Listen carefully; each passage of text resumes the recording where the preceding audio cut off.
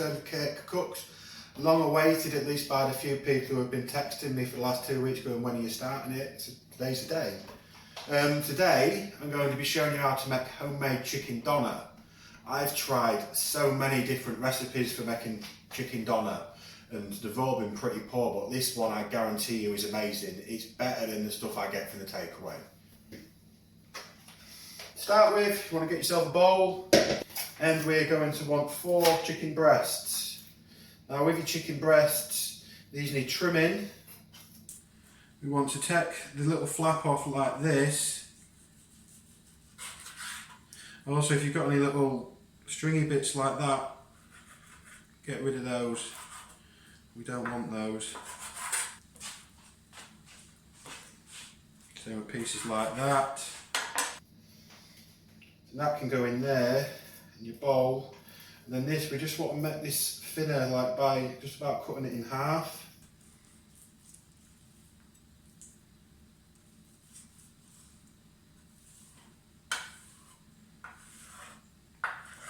Like that.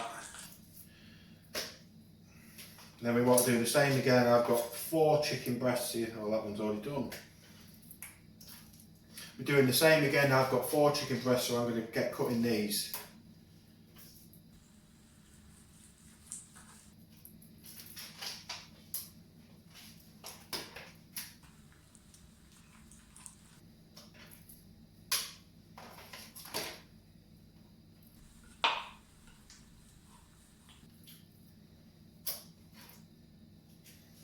So next up, once you've finished cutting the chicken breast, put them in the bowl. We want some chicken thighs. Now your chicken thighs want to be boneless and skinless. I've got bone in and skin on because it's cheaper and it's quite easy just to set the bones and the skin off. I'll be doing that now. We don't do anything else with chicken thighs. Once they've been boned and skinned, just go straight in the tub. You could save yourself a lot of time by just buying the boneless and skinless chicken thighs, but the bone-in ones and the skin ones on are quite a lot cheaper, so if you're on a budget, it's worth just spending the extra time just getting the bone out and taking the skin off.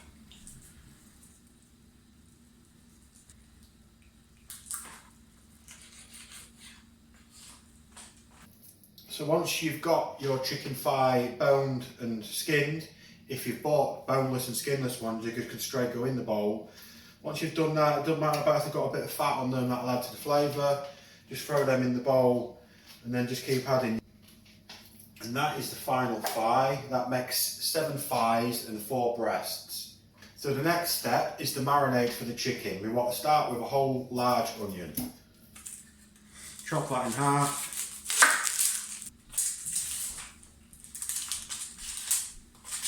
Next step, we just want to be roughly chopping the onion. It doesn't need to be chopped very well because we are going to be chopping it up in either a food processor or a blender or a hand mixer, whatever you've got.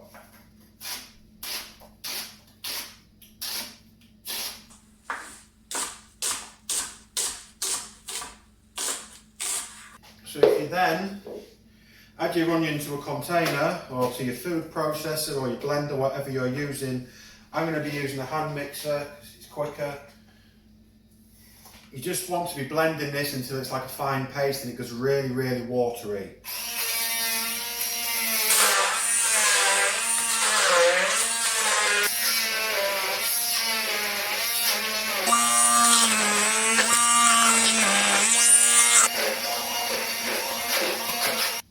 So once you've finished blending your onion into a fine paste, you want to get your bowl back, get a sieve, and pour the onion paste out over the sieve.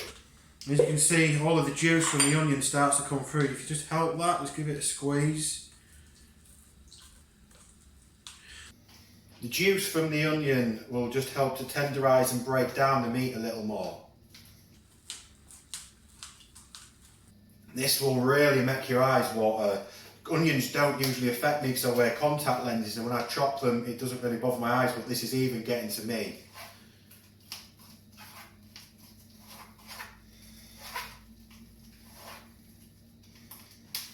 Once you're done with that, you can discard the onion.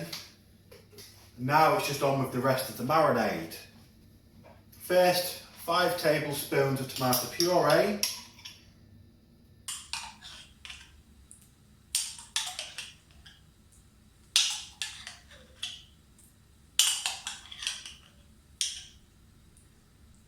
and 1 teaspoon of Chipotle paste. 2 heaped tablespoons of full fat Greek yoghurt, and about 1 tablespoon of butter. Finally, we want 2 tablespoons of oregano, 2 tablespoons of thyme, 1 teaspoon of cumin, 1 teaspoon of pepper, and finally 1 teaspoon of salt. And then we just want to give this a good mix.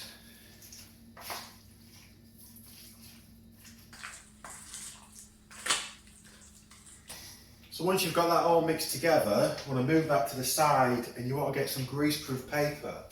Then you want to start laying your chicken out at the far end,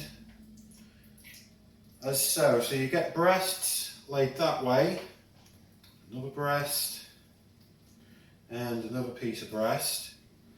Then you want to get a thigh and lay that across that way. And the same again with another thigh.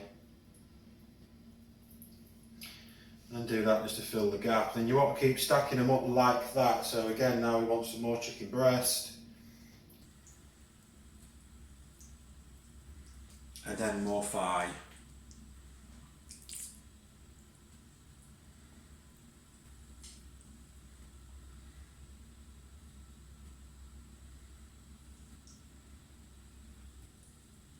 So once you've got your chicken all laid out, you want to roll it into like a sort of sausage shape. Just get that, and get that. Get that together. Twist one end, and twist the other end.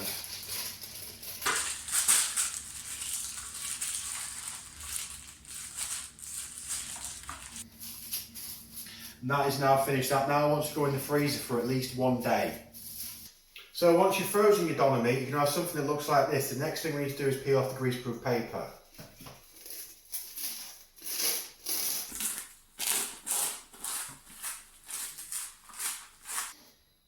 So that then leaves you with a very solid frozen block of chicken. The next thing we want to do is cut this, but before that, it'd be ideal to start preheating whatever we're going to be cooking with this with.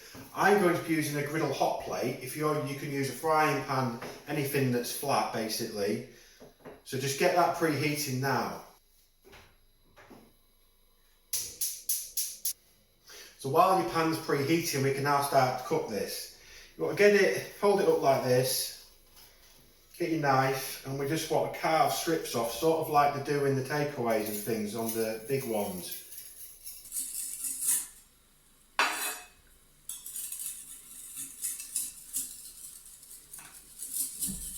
You just want to keep doing this until you feel you've got enough to fill your pan. You see, freezing the meat this way is what allows you to get these really thin slices. You can also take it off the ends. So once you feel you've got enough, you can just move this to one side for a little while, or if you're finished with it and you've got enough for what you need for your meal, you can put this back in the freezer. So, once you've finished cutting your meat, you're going to want to get whatever it is you're using to cook on, whether it be a frying pan, a griddle plate, whatever you've got, you're just going to want to add a bit of butter to that. You then want to get your pieces of meat and just lay them out flat.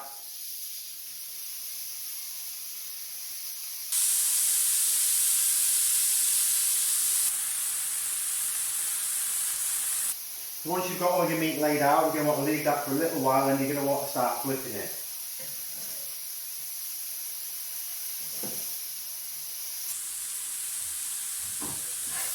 As you can see, your meat will shrink quite a bit. Okay, so once your chicken doner is cooked, you can either serve it straight away into a wrap or a pitta or whatever you're using, or if you need to be making more, because there's quite a few of you and you need more, if you just add it to a wok, leave it in the wok, and then at the end just put the wok on low heat and just give it a quick stir around and just reheat it really quickly. If you do want more, add this to the wok now, chop some more, and go back and do the same steps again.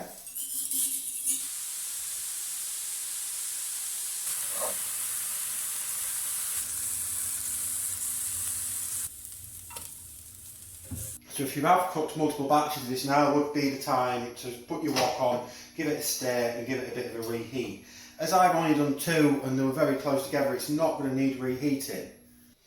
So once you've got your meat, now's the time to prepare whatever it is you want to put in your flatbreads or your wraps or your pittas, whatever you're having them with.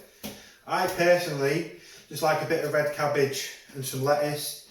I don't know why they call it red cabbage, because it's actually purple. If you want to just give your flatbreads a quick heat through, now would be a good time. I'm just going to toss mine on the griddle and just leave it there for a few minutes while I chop these. I don't want a lot, just some little thin strips.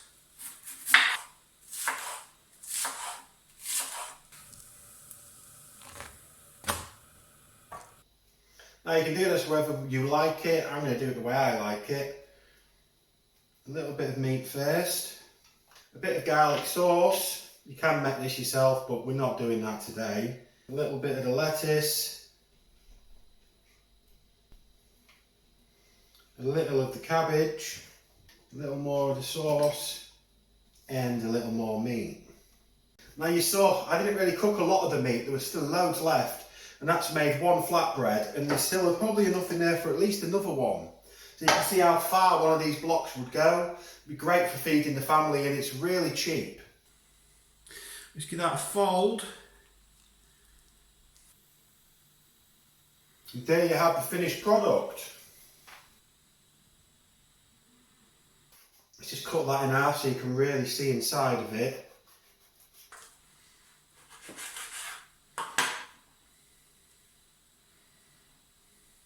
And look at that. And as I said at the beginning, this for me tastes a lot nicer than the chicken doner that my local takeaways make. So I guess all that's left is taste time. I'm just going to grab a bit of this because I imagine this is going to get a bit messy.